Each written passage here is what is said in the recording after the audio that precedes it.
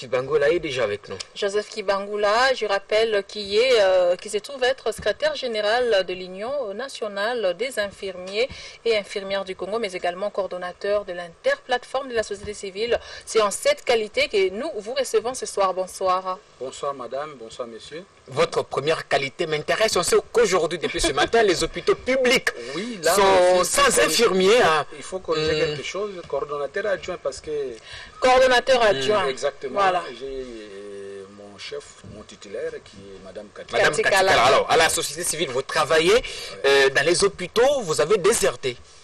Nous n'avons pas déserté. Nous avons tout simplement observé l'arrêt de travail pour des raisons tout à fait légitimes. De combien de temps?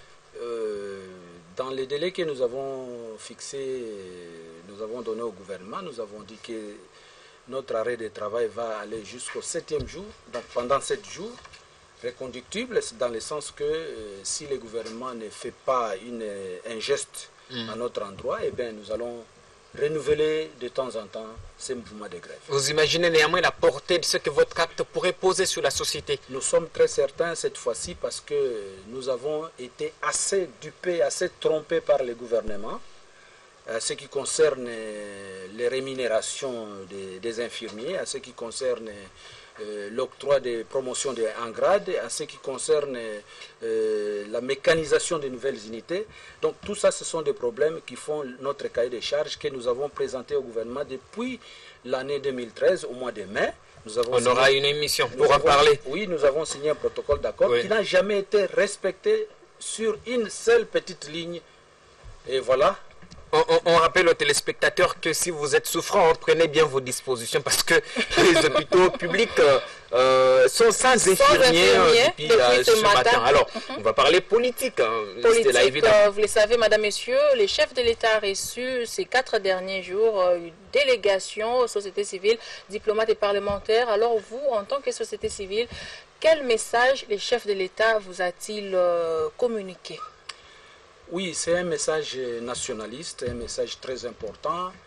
Et ici, je voudrais d'abord rappeler que nous étions au mois de juin de cette année, c'était le 8 précisément, que la société civile, dans toute sa diversité, avait été conviée par les chefs de l'État. Consultée par les chefs de l'État. Et à cette occasion, la société civile, dans sa diversité bien entendu, nous avons déposé un cahier de charges ou sinon un mémorandum dans lequel nous avons exprimé les desiderata de l'opinion de la société civile, surtout autour des points clés, notamment les dialogues, parce que c'est le dialogue qui fait l'actualité aujourd'hui. Et dans ces documents, nous avons également parlé des élections, de la sécurisation des élections, le financement des élections, le recrutement de mineurs d'hier qui sont devenus des majeurs aujourd'hui. Et ce sont les points clés que nous avons présentés, soumis au chef de l'État à son temps. Et il a pris tout le temps d'examiner notre cahier. Et le dimanche passé, le chef de l'État nous a encore invités pour répondre à ces cahiers de charges. Qu'est-ce qu'il vous a dit exactement? Bon, si ce n'est pas un secret, comme il a fait avec ce n'est pas un secret parce qu'il est revenu sur les mêmes choses que vous connaissez déjà en tant que journaliste que vous êtes. Il a évoqué la question du fichier électoral, le fichier électoral qui est le point clé, parce que vous savez, nous avons suivi ce que la CENI a fait à son temps. Il a publié les fichiers qui a posé problème, l'opposition politique qui voulait à ce que les fichiers électoraux soient audités. Et ça a été fait, vous avez suivi. Oui, bon, il a parlé du calendrier électoral qui a été au départ partiel, ensuite global, mais finalement contesté par un camp de politiciens, à l'occurrence l'opposition. Il a parlé également des financements, parce que ici, dans le financement des élections, le chef de l'État nous a rappelé comment nous avons organisé les 2 cycles électoraux depuis 2006. En 2006, les financements étaient presque à 100% étrangers. Et en 2011, les financements étaient presque aussi à 100% congolais. C'est-à-dire, nous-mêmes, nous avons financé nos élections en 2011. Et en 2016, la question reste posée. Malgré le chiffre avancé ou proposé par la CENI de 1,2 milliard pour l'organisation de toutes ces élections, il faut savoir d'où viendra l'argent pour le financement de ces élections. C'est un point capital auquel le chef de l'État a répondu et tout le monde est impliqué. Mais ce qui a été intéressant, c'est de constater que le chef de l'État était déterminé dans l'organisation de ces élections. Mais il a évoqué la question Joseph de la sécurisation. Le dialogue, ce n'est pas la première fois que Joseph Kabila vous consulte à ce sujet. Que peut-on dire cette fois-ci? Est-ce qu'on peut dire que ce forum ne fait l'ombre d'aucun doute? Vous doutez de quoi? La tenue, l'imminence. Est-ce que le temps passe? Parce qu'on sait que vous aviez été consulté en juin. Pris au mois de juin. Oui. Et lui-même, je dois avouer que lorsqu'il nous a répondu à notre mémorandum, j'ai constaté que le chef de l'État était préoccupé. Parce qu'il n'était pas encore sûr, lui, en tant qu'individu, en tant que chef de l'État, d'organiser ces dialogues par lui-même. Il était question d'abord de consulter toutes les couches, c'est ce qu'il a fait. Et finalement, il est convaincu que tout le monde est d'accord pour aller au dialogue. Donc, il n'y a pas de doute. À tout le monde, évidemment, parce qu'il y a des minorités qui ne sont pas d'accord. Attention, il y a des minorités qui s'expriment, et c'est tout à fait normal, et c'est dans la démocratie. Mais il faut reconnaître que, il n'y a pas de secret de polichinelle, mon frère. Il y a des gens qui disent qu'on ne veut pas le dialogue, mais en dessous de table, ils sont d'accord pour le dialogue. Nous le savons. Il n'est pas question. Nous allons voir les jours J, lorsque le dialogue sera convoqué, qui va venir et qui ne va pas venir. Mais nous sommes en train de demander, nous de la société civile, nous demandons à tous nos politiciens, surtout ceux qui hésitent encore, d'accepter le dialogue. Parce que refuser le dialogue, c'est continuer à pérenniser la misère de ce peuple. Vous comprenez? Oui. Donc, moi, j'invite tous ceux qui hésitent encore, d'accepter aller au dialogue. Et Joseph Kabila, on l'a suivi en passant, il estime que ce dialogue doit servir d'arrêter de façon inclusive un calendrier qui puisse satisfaire les obligations, toutes les obligations nationales. Vous êtes rencontré avec lui. Qu'est-ce qu'il vous a dit ou qu'est-ce que vous comprenez par satisfaire à toutes les obligations nationales? Comme quoi? C'est vous qui me posez des questions, mais les obligations nationales, c'est quoi?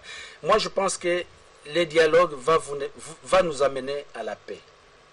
Le dialogue va nous amener à la cohésion nationale. Parce que, vous savez, dans ces pays, si les choses ne marchent pas, c'est à cause des politiques. La société civile, la population congolaise est en train de souffrir parce que les politiciens ne veulent pas s'entendre.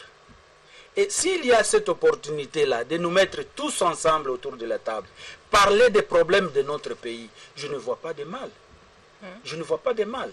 Je pense que tout celui qui est compatriote, congolais, nationaliste, qu'il soit de droite, qu'il soit de gauche, il doit accepter le dialogue. Parce que le peuple congolais souffre.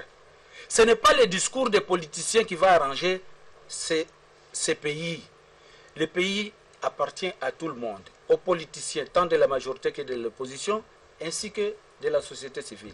Et la société civile, dans sa diversité, elle est plurielle, et c'est elle qui fait la majorité, parce que ces politiciens-là proviennent de la société civile. Et qu'est-ce qui est urgent à ces jours? Est-ce le dialogue ou les élections, d'après vous? Écoutez, les élections ont déjà pris un élan.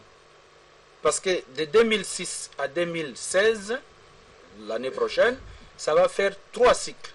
Ce qui veut dire que nous sommes dans un processus normal. Mais il y a des handicaps, des embûches, créées par des politiciens. Et comme il y a des problèmes, avant d'aller aux élections, il est nécessaire de dialoguer. Donc, le dialogue est important dans les temps qui courent pour aller aux élections. Et lorsque nous serons dans le dialogue, nous allons dessiner les chemins, de savoir qu'est-ce que nous allons faire ensemble. Parce qu'il ne faut pas que les uns croient que le pays leur appartient à eux seuls. Justement, les termes de référence divisent anti- et pro-dialogue. Quels sont, selon vous, veut dire quoi, madame?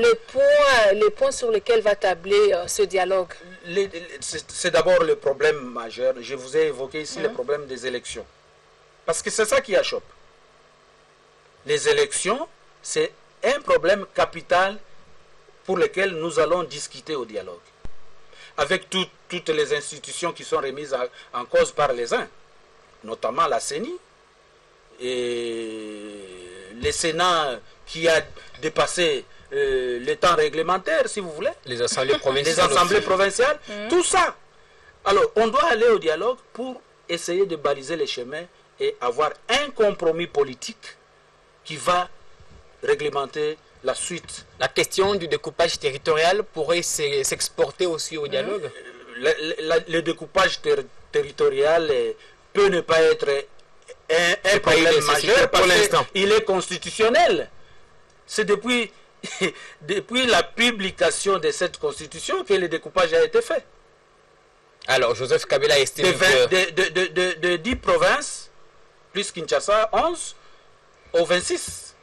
Donc, c'est constitutionnel. Aujourd'hui, le problème, c'est la nomination des commissaires spéciaux. Oui. En suivant Joseph Kabila face aux ambassadeurs hier, il estimait que ces forums pourraient se tenir avec ou sans médiation étrangère. Pourtant, on sait que c'est l'une des principales exigences de l'UDPS.